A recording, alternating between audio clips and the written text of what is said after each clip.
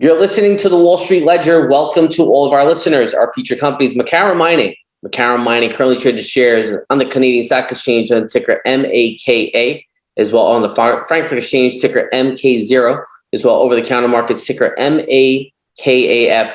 Joining us today to speak a little bit more about the company is Grant Hendrickson. He's the president and CEO. Hey, Grant, thank you for joining us here at the Wall Street Ledger. Okay, thank you.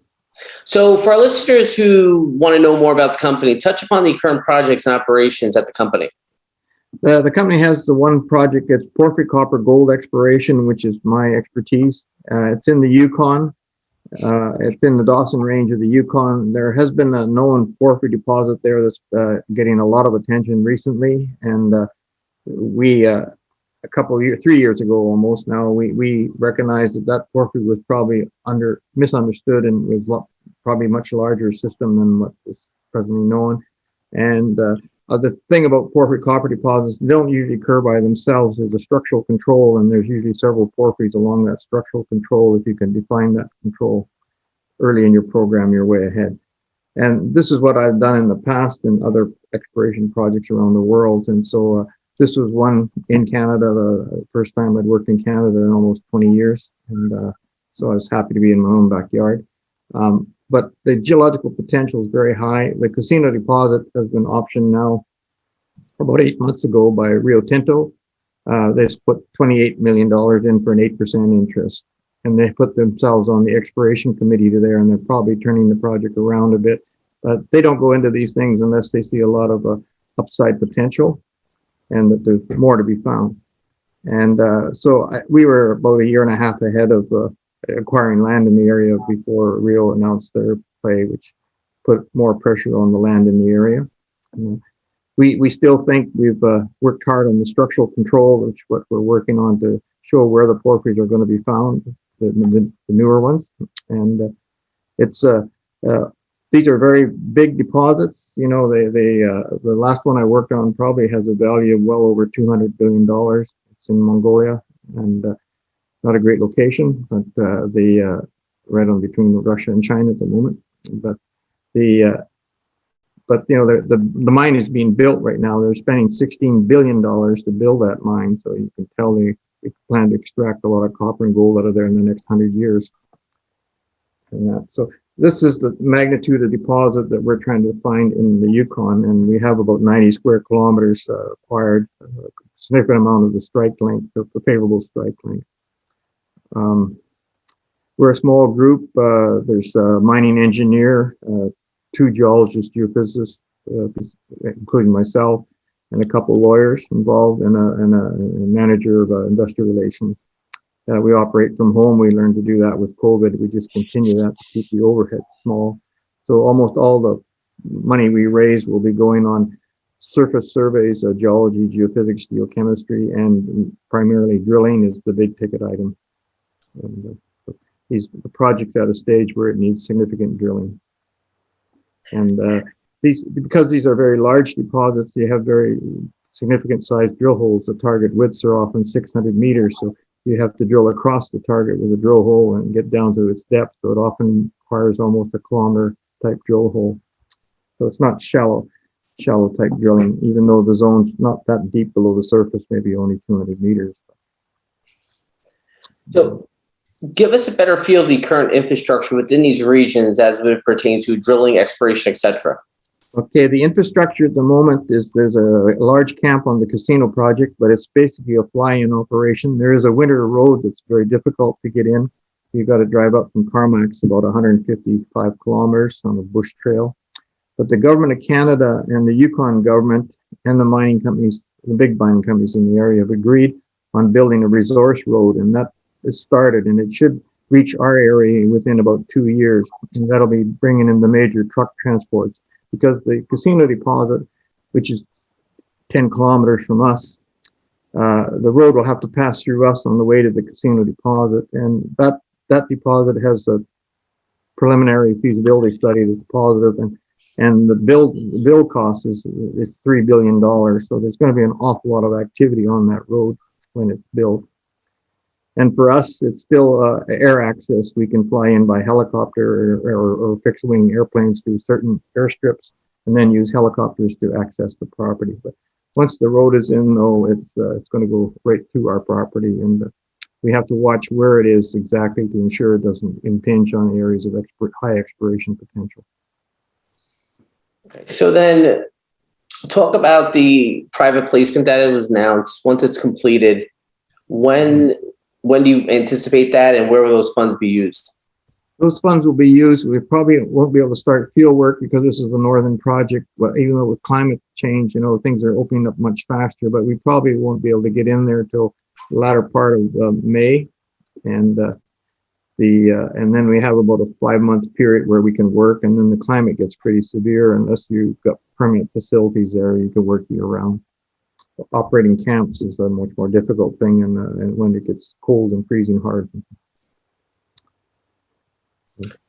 Got it. Let's switch gears a bit here and talk about this present board and management team at the company. Okay. There's myself. I was a chief geophysicist for the Ivanhoe group, the Robert Friedland's group, when we discovered the big OT deposit in Mongolia. I spent almost 16 years in Mongolia exploring the Gobi Desert above the border of China, but well within Mongolia.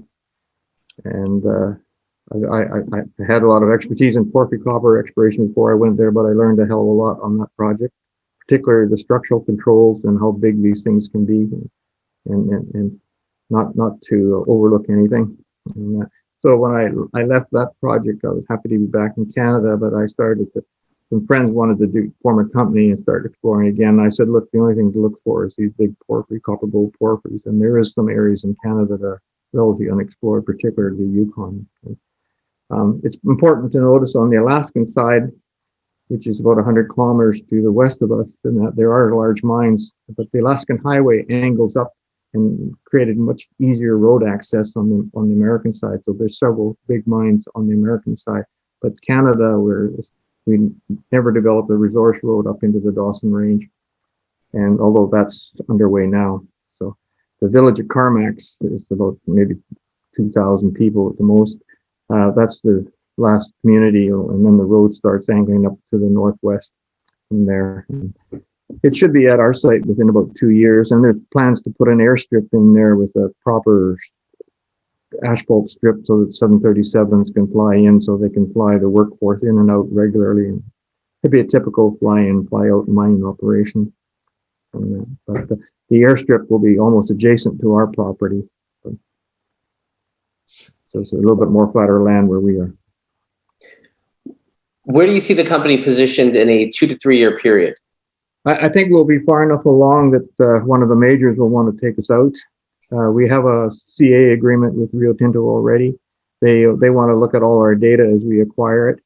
They're obviously very interested in the casino deposit, and they're on the exploration committee there. But as they make a decision to go ahead on that project or develop it, and then they'll start looking at the whole regional play much more seriously. And we're only about 10 kilometers away from their western boundary, eastern boundary, and so that's in this type of exploration that's very close.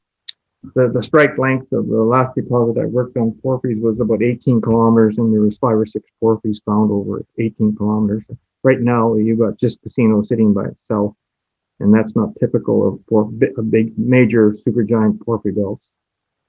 There's usually others found along that belt. The trick is to understand the structural control, how these things were formed during island arc, subduction, and plate tectonics. We have a good geological team.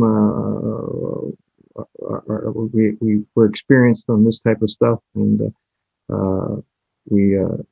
so that's not an issue. This is what we've worked on in the last 15 years, almost exclusively. And we have senior lawyers who are retired but very experienced with securities law, and so they can help us a lot with those things. So, Grant, in conclusion, why should investors consider the company as a good long-term investment opportunity? Because the geological potential is very high. This is, I spent my life looking at these things, and I'm surprised that we were able to get land this close to a deposit of this merit. And I think it was because it was overlooked for a number of years, and people were looking elsewhere. But the Yukon is probably the best place in North America for a mining jurisdiction. You know, there's 54,000 people living in the Yukon. Probably a third of them work in the mining industry, and it's really frontier country. You know, we're pushing roads in and opening the area up. It's just on the south side of the famous Klondike area, which, you know, has brought so much gold to market from the streams. The streams in our area also have placer operations on them, and it's coming from the erosion of the vein systems that surround these big porphyry deposits. So I think it's just got incredible geological potential, and got an experienced team who's seen these things before in the world, and it's in an area of probably the best potential for developing something if you find it in the short term. So surely we've got exciting investment story at hand. Grant, thank you for joining us here at the Wall Street Ledger. Thank you. Thank you for your time. Our featured guest, Grant Hendrickson, President and CEO at Makara Mining. Makara Mining currently traded shares on the Canadian Stock Exchange under ticker MAKA, as well on the Frankfurt Exchange, ticker MK0, as well over-the-counter markets, MAKAF. Okay, that's Grant Hendrickson. I'd like to mention that on our corporate presentation and on the webpage that there is a link to a video that was made of the last drilling program on our Yukon project. You'll see the terrain and the wilderness of the Yukon in September, of the fall season, and you'll understand the remoteness of the area, but the incredible potential that the area still presents as a frontier area of the world, of North America. Thank you for joining us here. Thank you.